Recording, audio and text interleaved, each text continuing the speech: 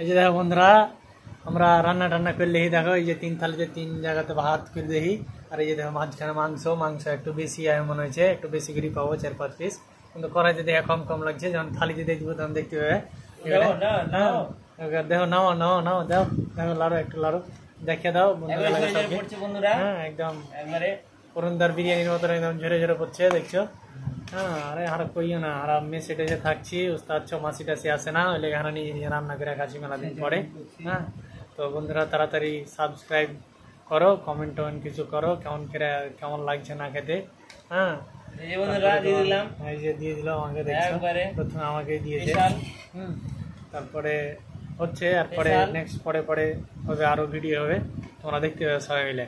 তো সবাই দেখার লেগে তাড়াতাড়ি চ্যানেলটাকে সাবস্ক্রাইব করো, ভিডিওগুলোকে তাড়াতাড়ি করে লাইক করো।